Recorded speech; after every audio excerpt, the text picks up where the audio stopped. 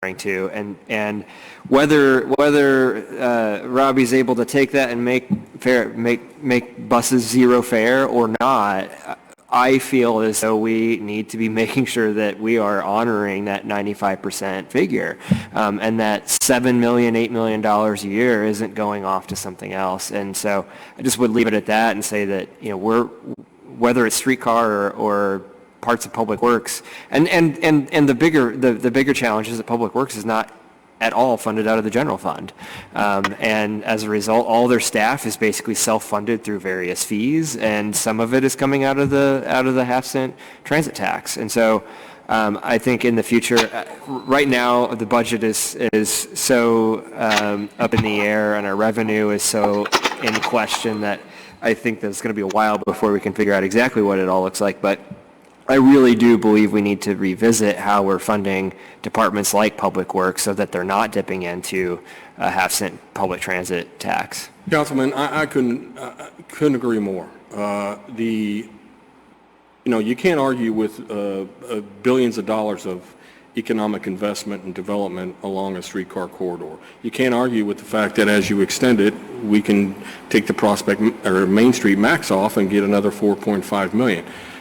But what we can say is this half cent, if we can get where we need to be, then it ebbs and flows just with the sales tax. So it's not about the city committing $4.8 million every year for the next whatever. That's on me.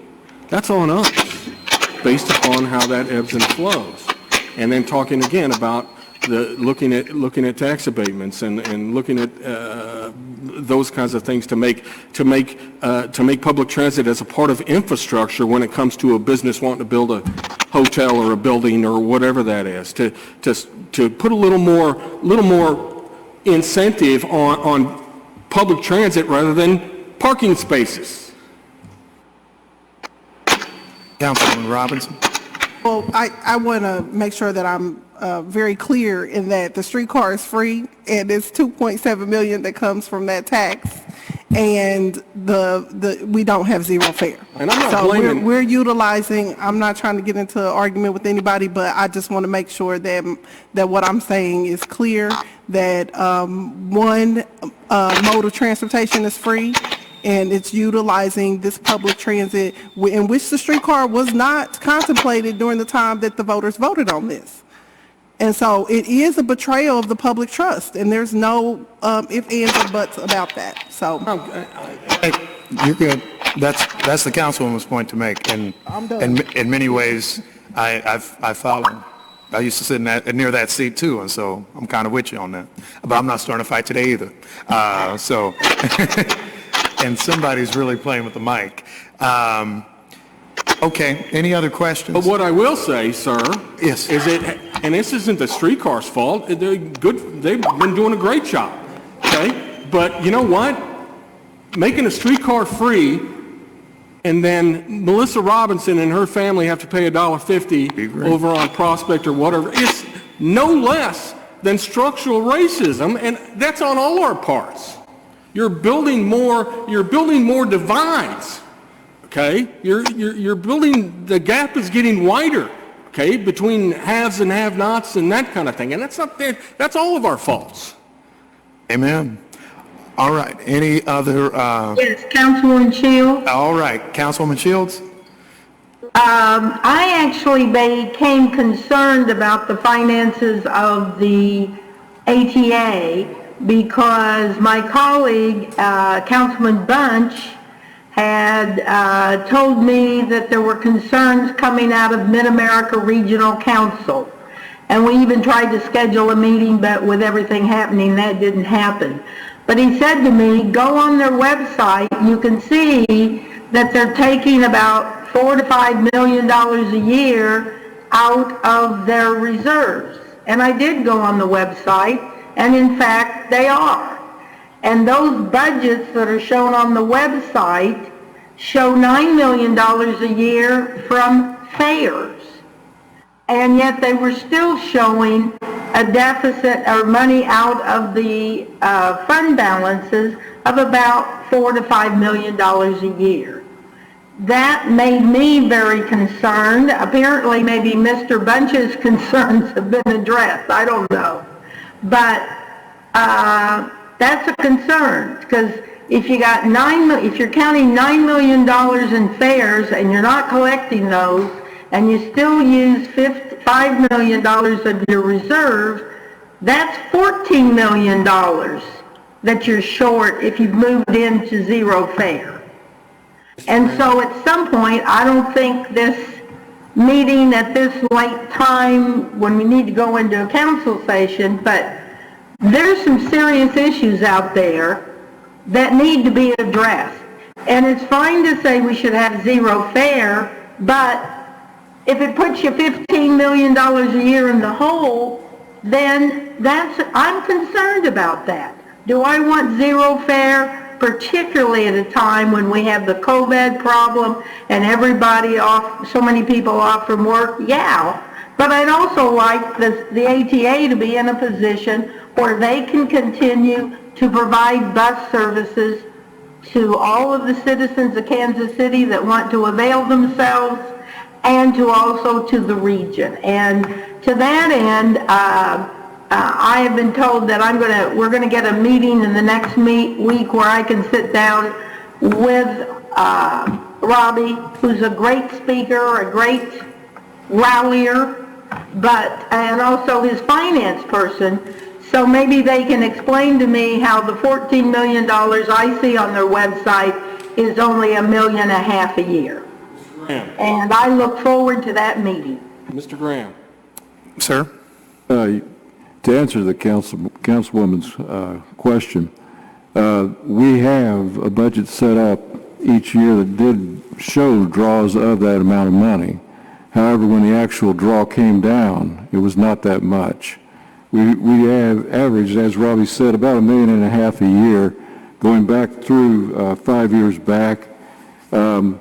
Some of the draws that we actually ended up making out of the reserve, we did $1.2 million for streetcar design. We went through a system rebranding process that totally rebranded us from from KCATA to Ride KC. Talk about the capital. On how that's doing. On the capital side, too, we drew out of reserves. Approximately $7 million of it was related to Prospect Max, specifically to Kansas City on infrastructure changes on local match. Also, there was large draws for Prospect Max itself during that time period. In addition, we've had approximately $540,000 of fees related to permits and licenses for Prospect Max alone. Also, we had in there where we had draws of about $300,000 for snow and ice removal on the streets.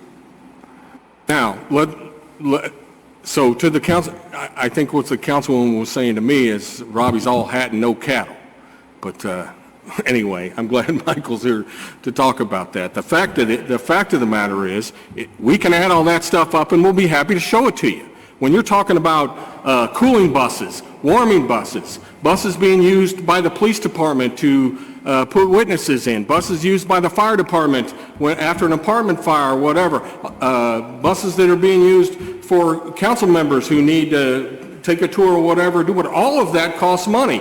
A Chiefs parade, which cost us a few $100,000, which we just ate. Okay, there's plenty of things here. Okay. And we're happy to show them to you all, show it all to you. But looking at a website page does not tell the whole story, and we're happy to tell that whole story to anybody who wants to listen. Councilwoman? I'm certainly happy to listen, and I hope the meeting gets set up very soon. The one thing I might add too, we have solutions to our expense problems too. We went through a 3% expense reduction last year in 2019. Our 2019 budget was $105 million. It dropped 3%. We just cut $1.8 million in March. Reduction in force, 14 individuals. In management. We also came back this year and ended up freezing the salaried employees for no increase, increased their health premiums and co-pays, and also we just identified another 8% expense to cut. So we're keeping our house in line. Right now, within 9 months, that's 13%. We're going to get there. Okay, are we there yet? Do we still have a lot of stuff to do? You're darn right we do. Our website's a mess. Okay, talking with Councilman O'Neill, we have to protect our contract or our labor force from contractors. We have a lot to do still, but we've come a long way. And I promise you that with FTA audits, with triannual audits, with IRS audits, with independent audits, and now with you, which you are more than welcome to do, we're happy to show anybody anything you want and show you how we got here. I'm sorry we haven't done it sooner, if that's what's caused kind of the rumor campaign or whatever, but I'm telling you, Okay. happy to do it. Thank you. Councilman Bunch. I just maybe just respond a little bit in that I did express concern about the budget, and talking to Robbie directly recently, it sounds like those things are under control. My point still stands that we are diverting money away from the ATA for other purposes, be it streetcar, be it public works, whatever. Regardless of zero fare. And I think that is an accounting challenge that ATA really needs to take up. That extra $4, $5, $6 million, it's about, what I've seen, it varies from $7 million to $9 million a year that's diverted away from the ATA, from the half-cent sales tax. That is rightfully their money. And so I just wanted to clear that up, that yes, my concerns still are always, especially now in light of COVID-19 and what this is going to do to sales tax revenue.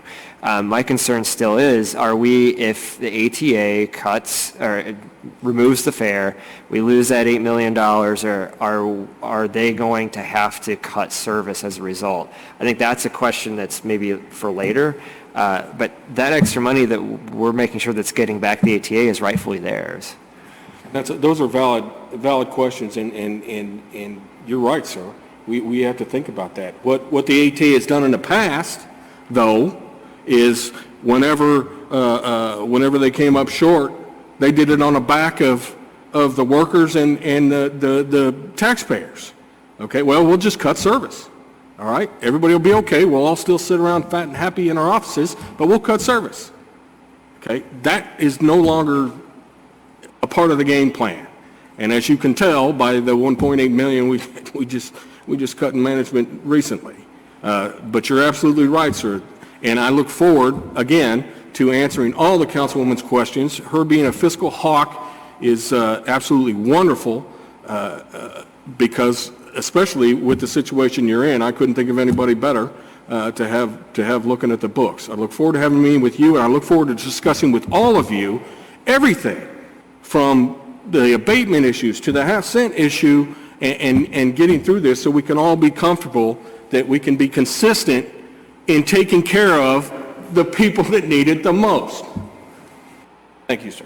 Thank you, Mr. McKinnon. Any other questions from council? Hearing none, we appreciate your presentation. Thanks for your time. Thank you. Our next item is